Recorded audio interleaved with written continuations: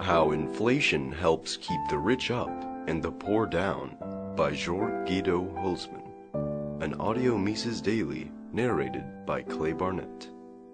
A selection from Deflation and Liberty. The production of money in a free society is a matter of free association.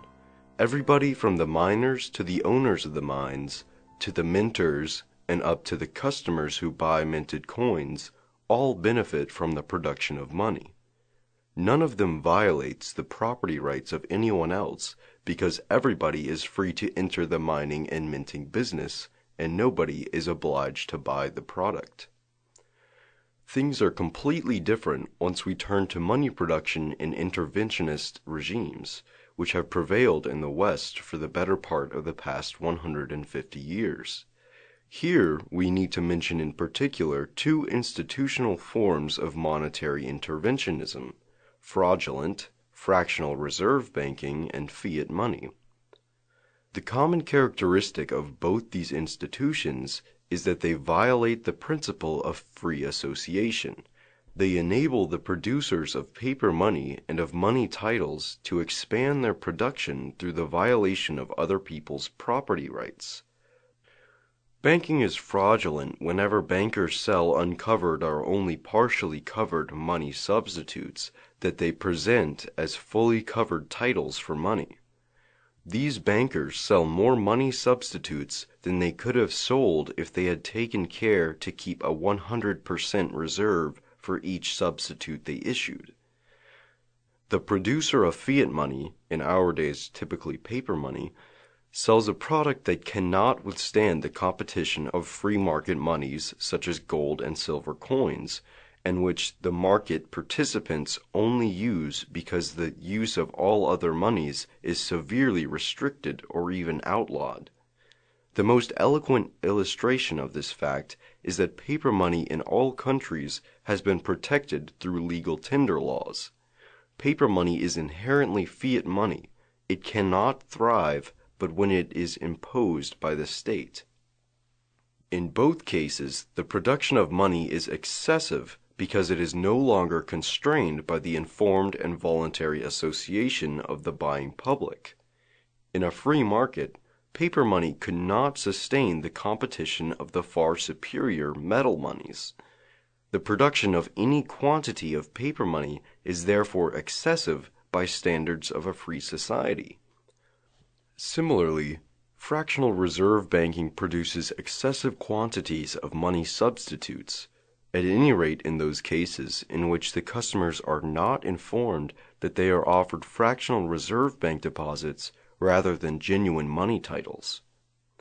This excessive production of money and money titles is inflation by the Rothbardian definition, which we have adapted in the present study to the case of paper money. Inflation is an unjustifiable redistribution of income in favor of those who receive the new money and money titles first, and to the detriment of those who receive them last.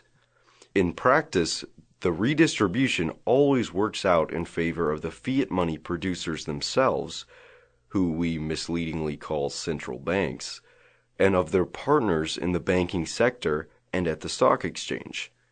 And of course, inflation works out to the advantage of governments and their closest allies in the business world.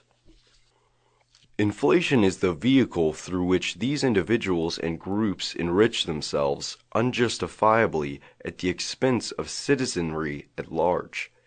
If there is any truth to the socialist caricature of capitalism, an economic system that exploits the poor to the benefit of the rich, then this caricature holds true for a capitalist system strangulated by inflation.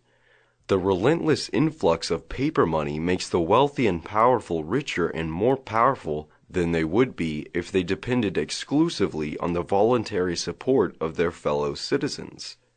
And because it shields the political and economic establishment of the country from the competition emanating from the rest of society, inflation puts a brake on social mobility. The rich stay rich, longer and the poor stay poor longer than they would in a free society. The famous economist Joseph Schumpeter once presented inflation as the harbinger of innovation. As he saw it, inflationary issues of banknotes would serve to finance upstart entrepreneurs who had great ideas but lacked capital. Now, even if we abstract from the questionable ethical character of this proposal, which boils down to subsidizing any self-appointed innovator at the involuntary expense of all other members of society, we must say that, in light of practical experience, Schumpeter's scheme is wishful thinking. Credit expansion financed through printing money is in practice the very opposite of a way to combat the economic establishment. It is the preferred means of survival for an establishment that cannot or can no longer sustain the competition of its competitors. It would not be uncharitable to characterize inflation as a large-scale rip-off in favor of the politically well-connected few and to the detriment of the politically destitute masses. It always goes in hand with the concentration of political power in the hands of those who are privileged to own a banking license and of those who control the production of the monopoly paper money. It promotes endless debts, puts society at the mercy of monetary authorities such as central banks, and to that extent entails moral corruption of society.